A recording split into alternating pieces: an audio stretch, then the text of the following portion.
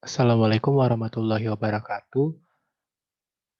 Perkenalkan nama saya Niko Alfreanu dari angkatan 2019 dengan NPM 1915041017. Di sini saya akan menjelaskan mengenai prinsip dan mekanisme sedimentasi dari mata kuliah Operasi Teknik Kimia 1. Baik, langsung kita mulai saja.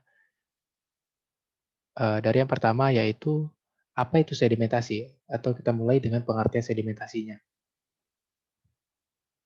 Pengertian sedimentasi. Sedimentasi adalah suatu proses pengendapan partikel-partikel dari dalam fluida atau selari secara gravitasi, sehingga diperoleh zona bebas partikel dan zona-zona yang mengandung partikel dengan konsentrasi tertentu. Batas antar zona tersebut dinamakan dengan lapisan antarmuka atau interface. Selanjutnya, sedimentasi juga dapat diartikan sebagai suatu proses yang bertujuan untuk memisahkan atau mengendapkan zat-zat padat dalam air. Pada proses sedimentasi, cairan ditahan sedangkan padatan bebas bergerak. Pengendapan dapat dilakukan dengan memanfaatkan gaya gravitasi. Hasil dari suatu proses sedimentasi adalah cairan yang bening dan selari yang lebih pekat konsentrasinya. Kemudian, apa saja prinsip sedimentasi? Prinsip-prinsip sedimentasi yaitu prinsip sedimentasi adalah proses pemisahan bagian padat dengan memanfaatkan gaya gravitasi sehingga bagian yang padat berada pada dasar kolam pengendapan, sedangkan bagian yang tidak padat berada di bagian atas kolam. Nicholas Steno ialah seorang ilmuwan atau geolog Denmark menjelaskan sebuah teori prinsip pengendapan yang dikenal dengan Steno's Law atau hukum Steno. Ia sangat tertarik meneliti tentang batuan fosil. Pada tahun 1969, Steno mempublikasikan laporan tentang prinsip sedimentasi, di mana lapisan yang lebih tua akan berada di paling dasar dan lapisan yang paling tua akan ada di paling atas.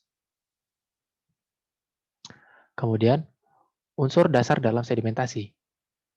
Yang pertama, yaitu original lateral continuity. Prinsip ini menyatakan bahwa sedimen akan terakumulasi secara menyebar, mendatar pada suatu cekungan atau basin.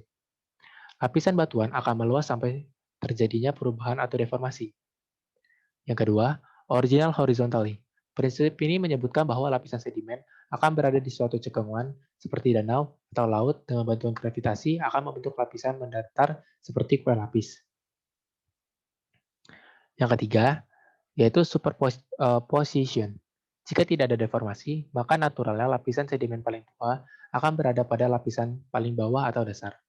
Yang terakhir atau yang keempat, yaitu cross cutting. Ini menyatakan bahwa lapisan batuan yang dipotong oleh Caesar atau instrusi batuan beku, maka batuan yang dipotong harus lebih tua dibanding lapisan atau instrusi yang memotong lapisan sebelumnya.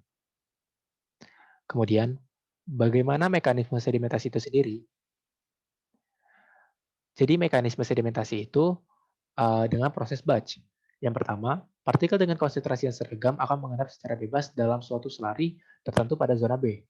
Kemudian, partikel yang ada di zona B akan mengendap dengan kecepatan pengendapan yang sama, sehingga akan dihasilkan zona A yang bebas partikel. Yang ketiga, pada waktu yang bersamaan juga mulai terlihat zona C dan D, masing-masing dengan kepekatan suspensi yang lebih tinggi dibandingkan dengan zona B. Kemudian proses sedimentasi terus berlangsung sehingga semua partikel mengendap dan hanya ada dua zona akhir yaitu zona A dan zona D. Selama proses sedimentasi berlangsung, ketinggian di masing-masing zona akan berubah-ubah. Di sini digambarkan mekanisme sedimentasi secara batch, yang mana mekanisme proses pengendapan partikel di dalam selari secara batch dapat divisualisasikan seperti pada gambar 1. Di sini terlihat pada gambar paling kiri hanya terdapat satu zona, yaitu zona B, di mana cairan itu masih homogen, belum terjadi pengendapan. Kemudian setelah beberapa waktu, terlihat pada gambar tengah, yaitu sudah terlihat 4 zona, yaitu zona A, zona B, zona C, zona D. Yang sudah dijelaskan tadi, bahwasannya zona A itu suspensinya sudah berbeda, dan masing-masing zona mempunyai suspensi yang berbeda. Pada zona B masih terdapat selari, tetapi tidak suspensinya lebih besar dibandingkan zona A, dan seterusnya.